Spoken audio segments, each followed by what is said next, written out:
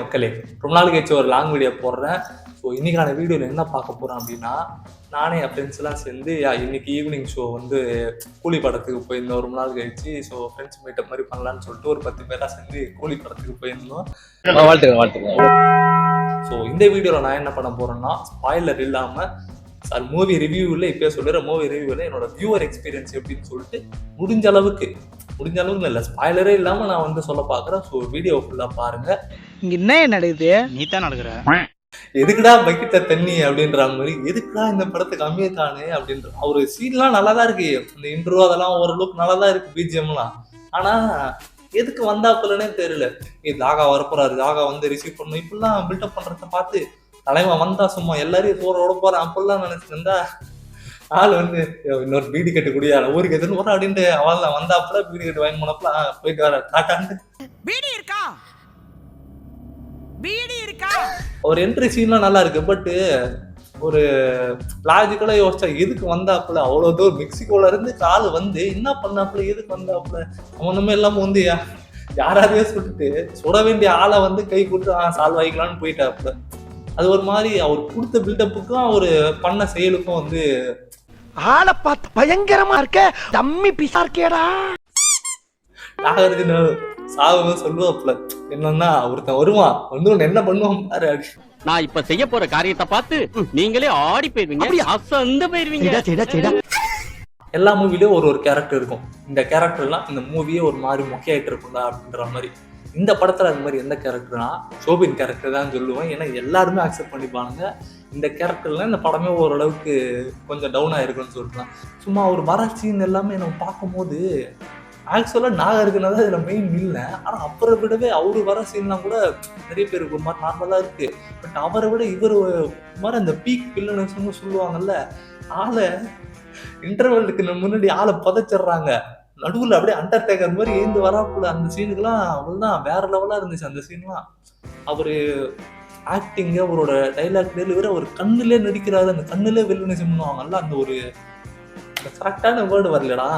இந்த விக்ரம் படத்துல is already கோஸ்ட்வாங்கல்ல, அது ஒரு டைலாக் ஒரு அமர் சொல்லுவாப்புல கமலை. அது மாதிரி இந்த படத்துல இவர் கோஸ்ட் தான். அப்படியே எப்படி சொல்ற பேய் மாதிரி இருக்காப்புல மனுஷன். அவரை பார்க்கும்போது அந்த சீனுக்கெல்லாம் நமக்கே சில இடத்துல அள்ளு கிளம்புது. ஏன்னா வேலைக்குள்ள பண்ற போறாங்களா. ஏன்னா லோக்கி படத்துலாம் பார்த்தவனுங்களுக்கு தெரியும் இந்த தலை வெட்டுற சீன்லாம் சகஜமா வரும்னு சொல்லிட்டு. அது மாதிரி ஆளு தூக்கிட்டு போறத பார்த்தா ஸ்ருதிஹாசன் தலை கிளியே வெட்டி எல்லாம் மேல ஏதாவது காட்ட போறாங்கன்னா நினைச்சிருந்தேன் நான் நடுவுல. ஆனா அது மாதிரி எதுவும் வரல. அவன் எதுக்குடா என்னைய வெட்டுறான்? எல்லாம் ஒரு கனவு சித்தப்பா, அதை விடு. ஏன்டா கனவா இருந்தாலும் ஒரு நியாயம் வேணாமாடா? ஸோ நெக்ஸ்ட் வந்து மெயின் வில்ல யாருன்னா இதுல வந்து நாகார்ஜுனா தான் சேமனா நடிச்சிருக்காப்புல.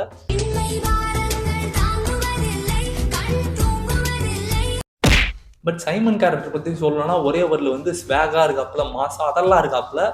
ஆனா என்னன்னா அவரோட பொட்டன்சியலை வந்து இந்த மூவில வந்து அவரை ஹைப் பண்றாங்களா, அவ்வளவு பெரிய வில்லன்ட்டு அந்த மாதிரி அவர் எந்த சம்பவம் செய்யற மாதிரி எதுவும் காட்ட மாட்டான். ரோலக்ஸுக்கு வந்து பில்டப் பண்றதுக்கு கடைசியில ஒரே தான் வெட்டுவாப்புல. அந்த ஒரு சீன்லேயே தெரிஞ்சிடும் ஆள் எவ்வளவு பயங்கரம். அந்த மாதிரி இதுல ஒரு சீன் இல்லைன்னு நான் சொல்லுவேன். அண்டு முக்கியமா இந்த படத்துல நான் ஏதோ ஒரு மைனஸா பாக்குறேன்னா, இந்த ஏதோ ஒரு ப்ரோமோ சாங் மாதிரிலாம் போடும்போது கூட மைக் வச்சு பின்னாடி போகிறது, அது மாதிரி ஒருத்தருக்கும் லைட்டாக என்ட்ரி கொடுத்துருப்பாங்க. அது மாதிரி என்ட்ரி கூட இது இல்லை. நார்மலாக ஷோபின் என்ட்ரி எப்படி இருக்குன்னா, நான் ஷோபினை பற்றி பேசிட்டு டக்குன்னு ஆள் வந்துடுறாரு. அந்த ஒரு எல்லாரும் ஹைப் ஆயிட்டு இப்போ முதுகுல இருந்து காட்டி அப்படியே ஸ்லோ மோஷன் அப்படி ரோலக்ஸ் எப்படி காட்டுவாங்க, அப்படியே ஸ்லோவாக போயிட்டு கடைசியில் ரோலக்ஸை காட்டுவாங்க. அது ஒரு மாதிரி அப்படியே தூக்கின்னு போகும். அது மாதிரி எல்லாரும் எக்ஸ்பெக்ட் பண்ணுறாங்க. ஷோபினை பற்றி பேசுகிறாங்க, டப்புன்னு பார்த்தா ஆளு நேரம் முன்னாடி என்னப்பா அதுக்குள்ள காட்டிங்க அப்படின்ற மாதிரி. இல்ல நீங்க ரொம்ப பாஸ்டா இருக்கீங்க. பாஸ்டா இருக்கிறதுல என்ன தப்பு? அது நம்மளுக்கு ஒத்து வராதுங்க. நாகர்ஜுனும் எப்படி சொல்றது, அது ஒரு ஃபியூ செகண்ட்ஸ், ஒரு 5 செகண்ட்ல டக்குன்னு காட்டிடுறாங்க. கொஞ்சம் பில்டப் பண்ணி அந்த ஒரு அவங்க என்ட்ரி சீனே ஒரு மாதிரி என்ட்ரி சீன் அப்பயே அவங்க எவ்வளவு டெரர் ஆனவங்க அப்படின்ற மாதிரி காட்டினா மாசா இருக்கும். மற்றபடி அவரோட ஆக்டிங் வந்து பக்காவா இருந்துச்சு. அவரு கொடுத்த ரோல அதை விட கொஞ்சம் ஒரு படி மேலேயே சூப்பரா பண்ணிட்டாப்புல. இருந்தாலும் மனசு ஒத்துக்க மாட்டேது. இன்னும் எதனா பண்ணிருக்கலாமே, லோக் இன்னும் எதனா ஒரு சீன் கொடுத்துருக்கலாமேன்னு சொல்லிட்டு மனசுல அங்கங்க தோணுது. நெக்ஸ்ட் மோனிகாவை பத்தி சொல்லலாம். தியேட்டர்ல சிட்டுக்கு சாங்ஸ் எல்லாம் ஆடினானுங்க ஓரளவுக்கு. அண்ட் மீதி சாங்ஸ்லாம் கத்துனாங்க, மீதி அந்த ஒரு பிஜிஎம் எல்லாம் கத்துனானுங்க. ஆனா மோனிகா சாங் வந்தவொடனே எவனுமே இல்லை, எல்லாம் முன்னாடி போயிட்டாங்க. பொண்ணுங்க பசங்க எல்லாம் முன்னாடி போய் ஆளாளுக்கு ஆட ஆரம்பிச்சிட்டாங்க. அப்போ அது எப்படி சொல்றது, அதுக்கு முன்னாடி ஓரளவுக்கு, அதுக்கு பின்னாடி முன்பு பின்புன்ற மாதிரி அப்படி மோனிகா சாங் முன் மோனிகா சாங் பின்னுன்ற மாதிரி எல்லாம் போய் ஆட ஆரம்பிச்சாங்க. பட் அது ஒர்த்தாலும் சொல்லுவோம். அந்த பாட்டுக்கு சும்மா சோபின் டான்ஸுக்கு லாஸ்ட்ல ஆளு சட்டையை கட்டி விட்டு ஆட ஆரம்பிச்ச உடனே அவ்வளவுதான் தியேட்டரே எரப்ட் ஆயிடுச்சு. இது மாதிரி சில சீன்லாம் வந்து வேற லெவலா போச்சுன்னு நான் சொல்லுவேன். சில சீன்லாம் வந்து ஆக்சுவலா அப்படியே புல் அரிக்கிற மாதிரி நெட்டு நிக்குதுன்ற மாதிரி புல் அரிக்கிற மாதிரி வேற லெவலா இருந்துச்சு. எனக்கு டான்ஸ் ஆட தெரியாது, நான் போய் டான்ஸ் ஆடல. பட் இருந்தாலுமே டான்ஸ் ஆடுறத பார்க்கும்போது எல்லாரும் கத்தும்போது நானும் கூட சேர்ந்து கத்தும்போது அது உண்மையாவே மோனிகா சாங்கு. அதுக்காகவே படத்தை போய் பார்க்கலாம். ஏமா மொத்தமா விளக்க சொல்றானே. ஐயோ க்ளோஸ் பண்றீ, உன்னை தள்ளி நிக்க சொல்றான்டி.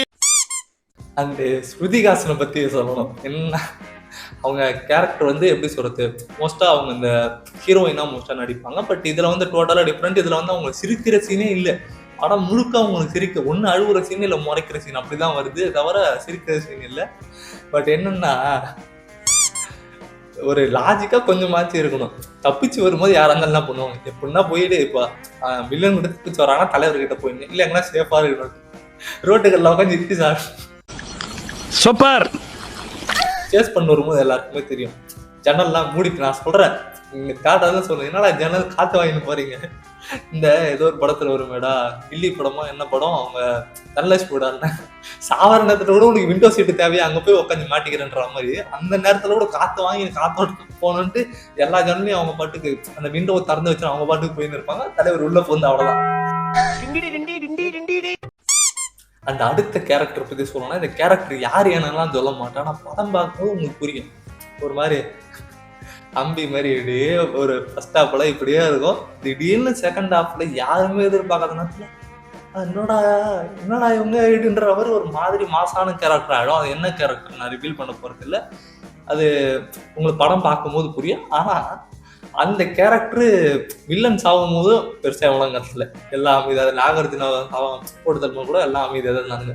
கோபின்னு போடுதல் போது ஓரளவு கத்துறாங்க. ஆனா இந்த கேரக்டரை போடுதல் போது தியேட்டரே எரப்டாச்சு. எல்லாம் அவங்களும் கத்துறானுங்க, முன்னாடி போயிட்டு ஆளாளுக்கு ஆடுறானுங்க. அது மாதிரி தலைவா சூப்பர் நாகார்ஜுன சாருக்கு இதுல எப்படி சொல்றது, அவர் பண்ணதுலேயே சூப்பரான விஷயம், எல்லாருக்கும் சாட்டிஸ்ஃபைடான விஷயம் அப்படின்னா இந்த கேரக்டரை தலைவர் போட்டு தள்ளுவாரு. அண்ட் லாஸ்ட் அண்ட் ஃபைனலி நம்ம தலைவரை பத்தி சொல்லணும்னா, அவருக்கு கொடுத்த ரோல் அவர் எப்படி அவரோட ஸ்டைல்ல பண்ணுவாரோ அதெல்லாம் சும்மா பிச்சு உதட்டாப்ல. அதுவும் பிளாஷ்பேக் சீன்லாம் சும்மா எப்படி சொல்றதுங்க, அதெல்லாம் வேற அளவு தூக்கின்னு போச்சு படத்தை. அது மாதிரி அந்த ஒரு இன்னுமா என்ன யாருன்னு தெரியல அப்படின்னு போடும்போது அந்த அணி பிஜிஎமுக்கும் அதுக்கும் பிளாஷ்பேக் சீனுக்கும் அந்த ஒரு பிளாக் அண்ட் ஒயிட்ல வரத்துக்கும் அவ்வளோ இன்னுமா இதை தெரியல.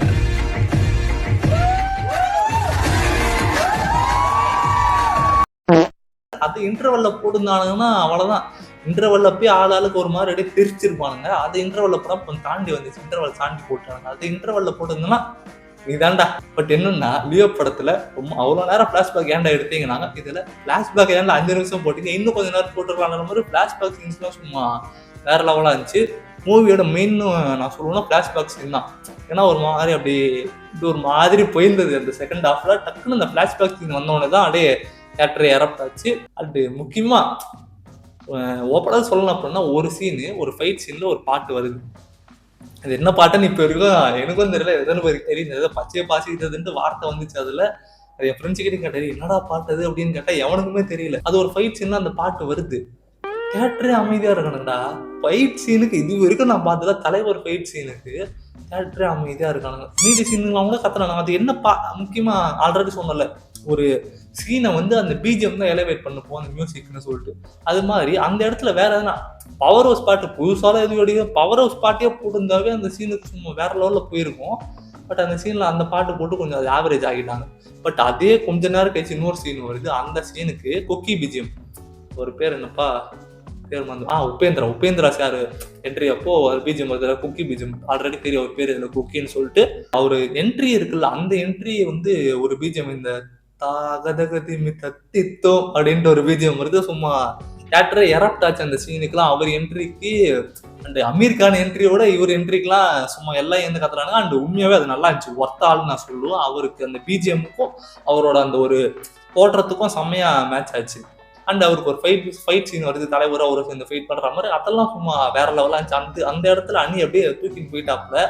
இது ஒரு ஸ்பாயிலர்னு கூட வச்சுக்க, ஏ சர்டிஃபிகேட் லெவலுக்கு மூவில பெருசா அது மாதிரி எந்த சீனும் இல்லை. ஆனா ஏ சர்டிஃபிகேட்னா ஆளாளுக்கு இப்படி இருக்குமோ அப்படி இருக்குமோ, ஓகே படம் ஆளாளு கழுத்தறுத்து இப்படிலாம் நானே எக்ஸ்பெக்ட் பண்ண. கூட இருந்தவனுங்க தியேட்டர் உள்ள போக முடியாது, இப்படிலாம் இந்த மாதிரி சீன் இருக்குமா அப்பெல்லாம் பேசிட்டு போயிட்டு உள்ள அது மாதிரி சீன் இல்லைன்னு கொஞ்சம் டிசப்பாயின்மெண்ட் தான் இருந்துச்சு. பட் மற்றபடி மூவி வந்து 10 out of 10 அப்படின்னு நான் சொல்ல மாட்டேன்.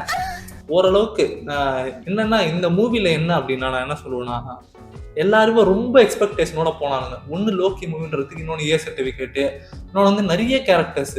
எப்படின்னா ஒரு ஸ்டேட்ல இருந்தோம். இப்போ தெரியும் வந்து கன்னடா, தெலுங்கு, ஹிந்தி, மலையாளம், தமிழ், இது மாதிரி எல்லா ஸ்டேட்லயும் கலந்து வந்து எல்லாத்துலயும் அள்ளி போட்டு ஆண்டவான்ற மாதிரி எல்லாத்துலயும் அள்ளி போட்டு கொஞ்சம் எல்லாத்தையும் மிக்ஸ் பண்ணி போடவே படம் வேற லெவல்ல இருக்கும். பேன் இண்டியா மூவின்ற மாதிரி அந்த மாதிரி ரொம்ப எக்ஸ்பெக்டேஷனோட எல்லாம் போயிட்டு, அந்த அளவுக்கு இது தலைவரோட மூவின்னு நீங்க போய் பாத்தீங்கன்னு வச்சுக்கோங்க, கண்டிப்பாவே வேற லெவலா இருக்கும். பட் லோக்கி ஃபேனா, லோக்கியோட ஸ்டாண்டர்டுக்கு இந்த மூவி கேட்டீங்கன்னா ஆவரேஜ் நான் சொல்ல மாட்டேன், குட்னு சொல்லுவேன். ஏன்னா ஆவரேஜ்னா மொக்க படம் அப்படின்ற மாதிரி இருக்கும். இது வந்து குட் ஃபீலிங் தான். என்னன்னா ஸ்டோரி வந்து கொஞ்சம் சிம்பிளா இருக்கு, நார்மல் ரிவெஞ்ச் ஸ்டோரியா இருக்கு, அவ்வளவுதானே தவிர அது நமக்கு தெரிஞ்சது. ஸ்டார்டிங்ல இவர் கொண்டாப்புல, இவர் பரிவாங்கத்து தலைவர் வராப்புல, இது ஒரு மாதிரி அப்படியே சிம்பிளா நார்மலா முடிஞ்சது. அதுதான் இந்த மூவில கொஞ்சம் ஒரு மாதிரின்னு சொல்லுவோம். பட் ஏன்னா லோக்கின்னு கொஞ்சம் மோஸ்டா ட்விஸ்டா வெப்பாப்புல, திடீர்னு லாஸ்ட்ல தான் தெரியும் எதுக்குறா இது மாதிரி பண்றாங்க அப்படின்றது. நமக்கு படம் ஃபுல்லாவே புரியாது, கடைசியில் தான் ஒரு மாதிரி கொஞ்சம் யோசிக்கிற மாதிரி இருக்கும் லோக்கி மூவின்றது. மோஸ்டா பார்த்தவங்களுக்கு எல்லாம் தெரியும் லோக்கி மூவி. லோக்கி கண்ணியா இருந்தா உங்களுக்கு புரியும், நான் ஒரு லோக்கி கண்ணின்றதுனால சொல்றேன். லோக்கி படமா இதை பாத்தீங்கன்னா ஓரளவுக்கு குட்டுன்னு சொல்லுவேன்.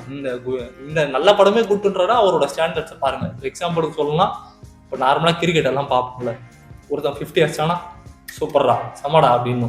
இப்போ இதுவே கோலி, ரோஹித் சர்மாலாம் 50 அடிச்சானா என்னப்பா 50 தானே அப்படின்னு. அதுக்குன்னு 50 கேவலம்ட்டு இல்லை, அவங்க ஸ்டாண்டர்ட்ஸுக்கு 100, 200 அடிக்கிற ஸ்டாண்டர்ட்ஸ் அவ்வளவுதானே தவிர 50ன்றது யாரு பண்ணாலுமே அது சூப்பர் தான். அதனால இது லோக்கி படம் அப்படின்றதுனாலதான் இதை வந்து நிறைய பேர் அடிக்கிறானுங்களே தவிர படம் வந்து உண்மையாவே நல்லா தான் இருக்கு. நீங்க போனீங்கன்னா உங்க ஃப்ரெண்ட்ஸு கூட போனாலும் சரி, ஃபேமிலி கூட போனாலும் சரி, நல்லாவே என்ஜாய் பண்ணிட்டு வரலாம். வீக்கெண்டுக்கு போனீங்கன்னா சூப்பரா என்ஜாய் பண்ணிட்டு வரலாம். ஸோ நான் என்ன சொல்றேன்னா, அவன் சொல்றதெல்லாம் கேட்காதடா, நான் சொல்றதுக்கு கேளு, இதான் கரெக்டுன்னு நான் சொல்ல. அவன் சொல்றதையும் கேட்காத, நான் சொல்றதையும் கேட்காது, எவன் சொல்றதையும் கேட்காது. நீயே போய் படத்தை பார்த்து நீங்களே முடிவு பண்ணுங்கன்னு நான் சொல்லுவேன். அவ்வளோதான்டா. படம் எப்படி இருக்குன்னு கேட்டீங்கன்னா, என்ன கேட்டிங்கன்னா படம் நல்லா இருக்கு, நீங்க போய் பார்த்து முடிவு பண்ணுங்க.